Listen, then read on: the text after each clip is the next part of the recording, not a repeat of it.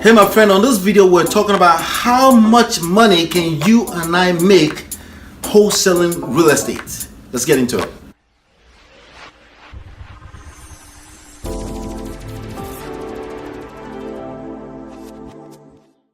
Hey, what's going on? This is Ola coming to you live from my myEmpirePRO studios on the road. I'm right here in Long Island, New York.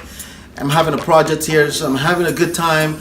But I'm going to be out here for a minute, for a little few days. But maybe when you're watching this video, it's probably about 5-6 years later, but it doesn't matter. The content of this video is evergreen. And today we want to talk about how much money can you and I make wholesaling real estate, right? Now, on top of that, I have a question that came in that I want to address. And we're going to basically create a nice mix of the question and that topic, and we're going to give you some value today. How's that? So let's get into the question. The question goes, how much money can I make? Right? No, that's not the question. How much money, right, do I need for earnest money deposit? So I'm about to put a property under contract, and the seller wants $2,000 earnest money deposit. Some people call it EMD. Anytime you see EMD, it means earnest money deposit. And I'm kind of stuck. Any suggestions? All right, so that's a good question. Okay, let's get into it. But first of all, how much money can you and I make in real estate wholesaling? What I want you to think of is always think of a minimum of $10,000. Okay, just make that a goal. Okay, a minimum of $10,000 per deal. Okay, and or 10% of whatever the property is worth after repair value. Okay, so let's break that down. Let's break it down. Okay, how much is the property worth after repair? ARV, after repair value. That's the number that we always talk about, right? If you are a student of real estate wholesaling and you've been wholesaling real estate already, your first deal, next deal, you're looking for your first deal, doesn't matter. The ARV is the number that will always come to mind, and that number you need to find it. And I have other videos here. If you type in ARV, Ola Talks, you'll find tons of videos that I've done about this, okay? But when it comes down to how much money should you make, it's a ballpark number. You want a minimum of $10,000 per deal. If not, it's not worth it. Just go back to a job, okay?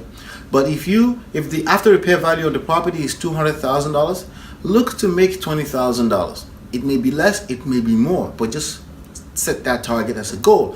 If the property is $500,000, yes, you can make $50,000. There are people that are making $100,000 from one wholesale deal. It depends on your location, depends on the caliber of properties that you're messing with, depends on the value. You can wholesale a commercial building and make $300,000. It depends on the game you're in. At the end of the day, the bottom line is minimum $10,000. So if you're flipping a deal for $50,000, look to make a minimum, because the 10% of that will be $5,000, right? But still look to make $10,000 so you can make it all worth it, okay? But just so you know, if you are licensed in any state for real estate, they frown at you using the percentage language, okay? Because if you're not a licensed agent, you shouldn't be using that language. What you should be using is you buy, you sell properties, okay? You buy properties so you can wholesale them at wholesale discounts, right? That's the language you should be using. So if you're in a legal settings, just be aware of the lingos that can make all the difference, and don't get in trouble, okay? But at the back of your mind, just know that if we're dealing with a property that's $100,000 or less, you're looking to make $10,000. If it's $200,000, you're looking to make $20,000 plus or minus, okay? And like that. But 10% is the number that I look for personally at the back of my mind. That's my little secret, and I'm sharing that with you, okay? All right, so now let's get into the actual question that's here regarding earnest money deposit. This person is asking for $2,000. $2,000 for deposit for a deal that you're going to put under contract. You know what that tells me? That tells me that you're talking to a non-motivated seller, okay? And let me tell you something. Let me tell you what a motivated seller is. Because somebody wants to sell a property does not make them a motivated seller, okay? It doesn't, okay? Because I want to play basketball and I want to play like Dwayne Wade does not make me Dwayne Wade. I don't know if that makes much sense to you. I don't know if you're good or not, a good enough analogy.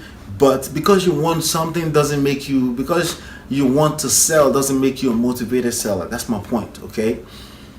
Doesn't mean it's motivated enough, at least for the criteria you're looking for. The idea of wholesaling property is because you find underpriced deals, okay? And the reason why it's underpriced could be an array of different reasons, and it could be they're distressed financially, they need to get rid of the book, they need to get rid of the real estate piece of property from their books because it's affecting everything else in their financial profile. They need to get rid of the property now, yesterday. They don't have time to sit on the market for 60 days to look for full price, right? And time is worth more than money.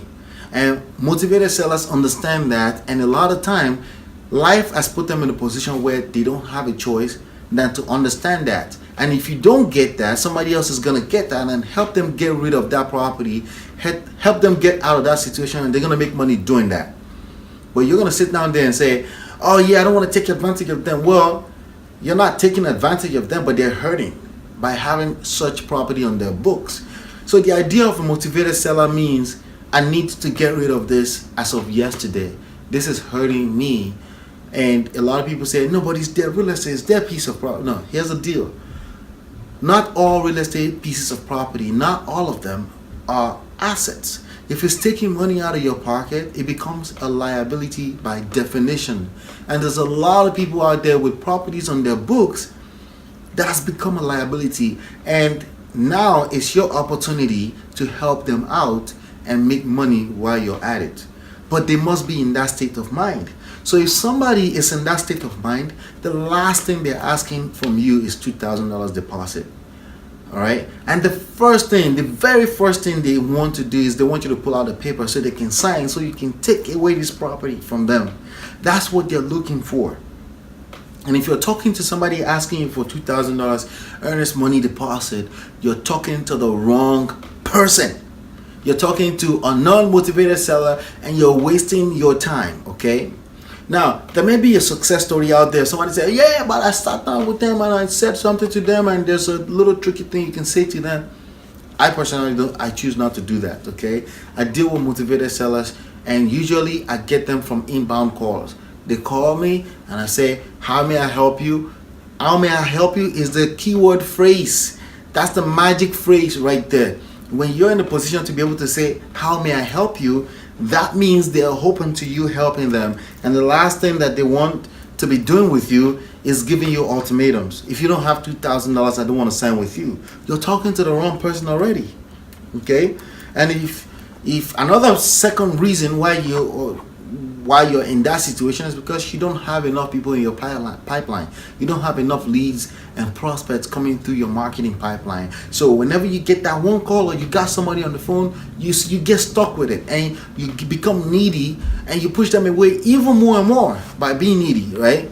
And then you find yourself still digging even bigger and bigger holes for yourself because either physically, directly, or indirectly, you're begging them to sign up with you, and then you're just pushing them away even more and more, right? So anytime somebody asks you for $2,000 earnest money deposit, they're not motivated. You're talking to a non-motivated seller. They need to talk to a realtor. Now, if you're a realtor, in that point in time, you say, well, it sounds like you have time. You know, maybe we can get you a full price here.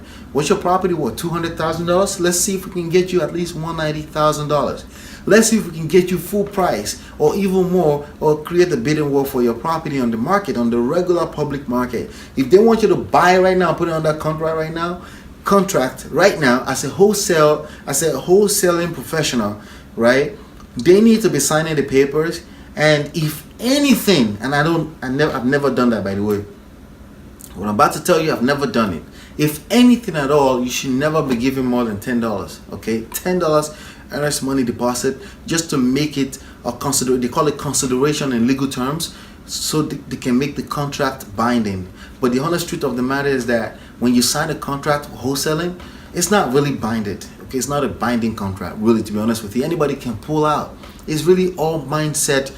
To the end goal is so you can go to closing. Closing is when all the binding contracts are created. To be honest with you, you can pull out, they can pull out. If they pull out, what are you gonna do? You're gonna sue? No, you're not gonna sue. So absolutely nothing is binding anyway. So even if you really feel like it's such a good deal and you don't want to lose out, then you can pull out $10 and say, this is consideration. I'm going to put $10 on the contract. And by the way, they shouldn't be the one asking for that. If they asked for that, you're talking to a non-motivated seller.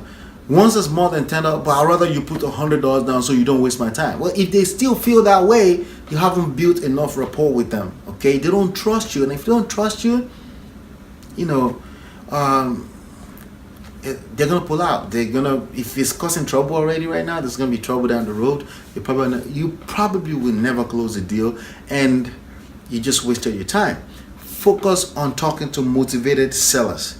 Don't worry about people asking you for if somebody asks you for 2K, write that up. You just burnt your gas. You just wasted some time. It's okay. Write it off. It's part of the game. It's part of the business. Move on to the next lead in your pipeline. That's why you must be marketing heavy. And I covered that in full details when you go into my book, smartrealestateWholesaling.com. Download it. It's absolutely for free. And hopefully you've been enlightened and educated. Share this. Smash the like button below, and ask me your questions in the comment box below. And I'll see you on the next one, and peace.